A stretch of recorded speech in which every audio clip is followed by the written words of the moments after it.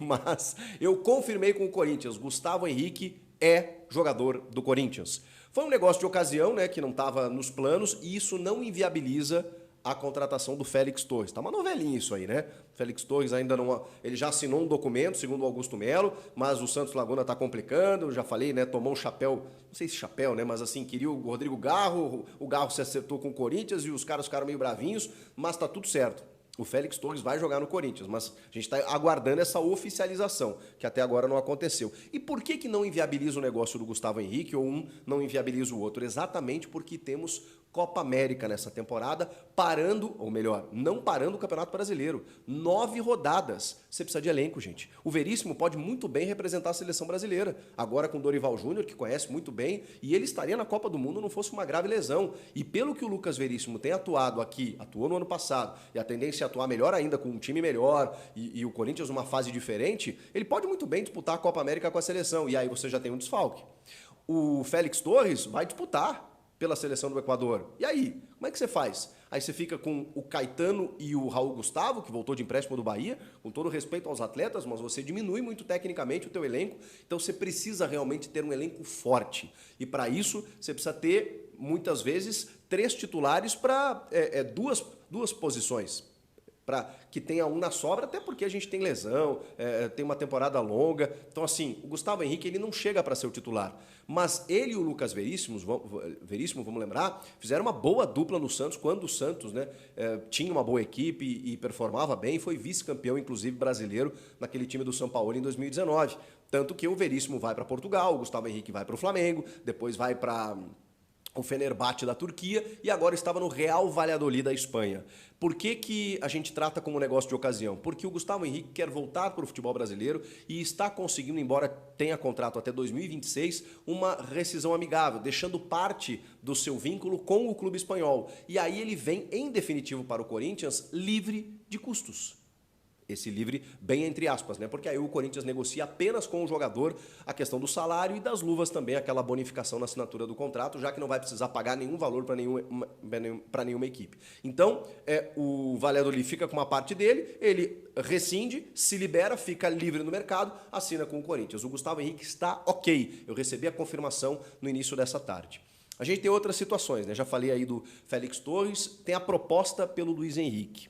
Segundo o jornal Marca da Espanha, ele joga no Real Betis, ele realmente não vai permanecer por lá, ele tem o interesse de Fluminense e do Flamengo e tem a entrada do Corinthians no negócio para oferecer um baita valor pelo acordo de empréstimo de uma temporada, além da opção de compra, 2 milhões de euros.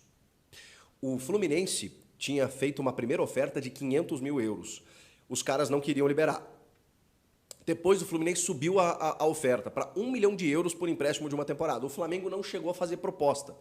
A informação do jornal Marca da Espanha é que o Corinthians está oferecendo 2 milhões de euros apenas pelo empréstimo, fora o salário do jogador, para ter o Luiz Henrique, 22 anos, jogando por aqui por uma temporada e depois com uma opção de compra. Cara, é um valor considerável, se a gente converter aí 10 milhões de reais por empréstimo apenas, mas o Corinthians acertou com o maior patrocínio da América Latina no futebol, tá em vias de conseguir outros patrocinadores, então assim, receita tem. E como é um jogador valorizado e que está sendo disputado por Fluminense, que é o clube formador do Luiz Henrique, e o Flamengo, que a gente sabe que também tem bala na agulha, o Corinthians está chegando forte, e a gente está falando de um cara de 22 anos, que chega aqui para performar e voltar para a seleção. Tudo isso favorece muito, né? O radar da seleção, mudança de técnico, a Olimpíada na metade do ano, ele tem idade, Copa do Mundo daqui 2 anos, e o Corinthians, a gente sabe, é uma grande vitrine. Isso seduz muito os atletas. Por isso, o Luiz Henrique pode muito bem fechar com o Corinthians, mas não tem nada certo ainda nesse momento. Rafael Borré, a situação é a seguinte, ele está acertado com o Internacional, o Inter se acertou com o Eintracht Frankfurt, que é a equipe que detém os seus direitos econômicos, ele está emprestado ao Werder Bremen da Alemanha. O Werder Bremen, nesse momento, está fazendo um jogo duro para liberar, porque ele tem contrato de empréstimo lá até a metade do ano. Então, os caras não querem devolver para o Frankfurt, só que o Frankfurt é quem está fazendo a venda e já solicitou o repasse. A questão é, eu não sei realmente o que está em contrato, porque se o Werder pagou por um valor para ter o Borré até o fim do seu contrato, e provavelmente pagou até a metade desse ano, ele quer um ressarcimento, ele está liberando um jogador que inclusive participou de um jogo, de um amistoso, ontem, e até deu uma assistência. Ele não começou como titular, estava meio que fora do jogo, entrou no jogo e acabou dando uma assistência numa derrota do Bremen. A questão é a seguinte, o cara tá lá. O Inter tá mandando representantes, inclusive, para resolver essa situação, porque o Bremen quer dinheiro. Agora, se é 500 mil euros, se é 1 milhão de euros, se é 2 milhões de euros, como se fala, é um valor considerável para você tentar destravar o negócio, porque o Inter já está pagando 5 milhões ao Frankfurt. O Corinthians, ele sondou a situação. Ele viu que o Borré estava nesse impasse, trata-se de um grande atacante colombiano, um valor de salário que o Inter vai pagar que é altíssimo, é perto dos 2 milhões de reais, mas algo que o Corinthians poderia fazer, esse investimento. E aí o que o Corinthians fez? Entrou em contato com o empresário do jogador para saber qual a situação. Não tem proposta, porque realmente o Inter já percorreu um caminho muito maior. Já se acertou com o clube que detém os direitos dele, já se acertou com o staff do jogador, já se acertou com o atleta, acertou salário. Tá quase, só falta a assinatura de contrato. Isso só não acontece porque o Bremen está fazendo o jogo duro. O Corinthians vai ter que escalar uma montanha se quiser atravessar um negócio para ter o Borré. É muito difícil. Pode ser que o Inter não queira pagar esse valor?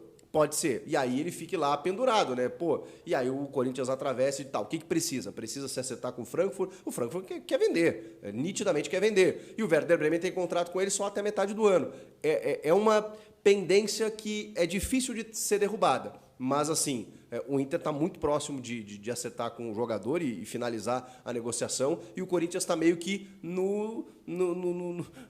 como é que fala? No approach, assim, né? Na espreita, para ver se rola alguma coisa. Então, o Borré eu descartaria pelo menos por enquanto. Tem outros 2 nomes que eu preciso falar com vocês. O volante Eric, do Atlético Paranaense, eu já falei aqui que o Corinthians voltou à carga, mas tá difícil, viu? Tá difícil porque o Petralha não quer vender ele para o mercado interno. E lá, o Atlético Paranaense, que é um clube que tem a sua vida financeira de certa forma, bem resolvida, ele não está desesperado. Então, é muito difícil que o Eric seja jogador do Corinthians, porque se trata do Atlético Paranaense. Se fosse qualquer outro clube, eu diria que, 6 milhões de euros seria um valor assim super negociável por um volante como o Eric, assim, que não é um bom jogador, mas não é um grande destaque. E a gente está falando de mais de 30 milhões de reais. O Corinthians fez uma boa proposta, mas o Atlético Paranaense não quer liberar. E se não quer liberar, não tem o que fazer, gente. Só que a vontade do jogador e do empresário é de jogar no Corinthians. Então, assim, o que pode acontecer é o Eric realmente forçar o empresário, conversar e conseguir sensibilizar o Petralha a liberar. Mas se isso não acontecer, e eu acho muito difícil que aconteça, a gente está descartando aí o Eric, né? Vamos aguardar os próximos passos. E o Caio Alexandre é uma boa, mas o Caio Alexandre do Fortaleza, cara, acho um baita jogador, foi destaque na temporada, só que o Bahia do Grupo City chegou chegando, né? E fez uma proposta pelo jogador. Ao que tudo indica, a proposta do Bahia ela é maior que a que o Corinthians fez, mas aí pode se estabelecer aquele leilãozinho, né? Do Corinthians oferecer um pouquinho mais e levar o Caio Alexandre. Embora a gente já tenha aí alguns volantes, porque o Corinthians renovou com o Maicon, contratou o Ranieri, vai ficar com o Fausto Vera.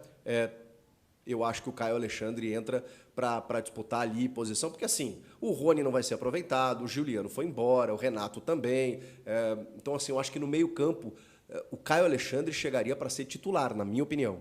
Acho que ele chegaria para ser titular, depende do escopo do meio-campo, né? Porque agora chegou o Garro, tem o Rojas, que a gente espera que jogue. Inclusive, o Diário Olé noticiou durante o dia que a ideia do Riquelme, né, novo presidente do Boca, era ter Matias Rojas, mas que a permanência dele no Corinthians frustrou os planos do Boca Juniors, porque o Boca queria ele livre no mercado. E isso só aconteceria se ele fosse na FIFA cobrar aquela dívida e tudo mais, né, para rescindir o contrato. Como isso não aconteceu, e a matéria traz isso no Diário Olé, como ele conseguiu renegociar, e o próprio Augusto Melo disse que essa dívida de 5 milhões de reais de direitos de imagem vai ser paga, e que eles tiveram uma conversa, né, com ele, com o Fausto Vera, para que ele pudesse performar melhor, que muitas vezes o jogador, né, tá com o salário atrasado, não tá com a cabeça aqui, não tá legal, não sei o quê, isso às vezes acaba afetando dentro de campo. Ele entende que, conversando com uma diretoria mais próxima, com tudo em dia, o jogador possa entregar mais. E é tudo que a gente espera, né, porque qualidade técnica a gente sabe que o Rojas tem. Então, a permanência dele frustrou os planos do Boca, que queria contar com o paraguaio ex-Racing, atualmente no Corinthians, Matias Rojas.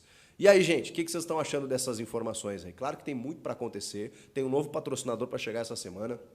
E tem novos reforços que a gente imagina que vão primeiro serem oficializados, né? Caso do Félix Torres e o próprio Gustavo Henrique, que precisa ser confirmado, oficializado, ele já está confirmado, além de outros para o ataque especialmente. Esse que está um pouco mais difícil e é a grande expectativa para essa semana que está começando. Mas Gustavo Henrique, acima de tudo, o que achou? Comenta aqui, inscreva-se no canal, eu volto na próxima. Valeu, pessoal. Tchau.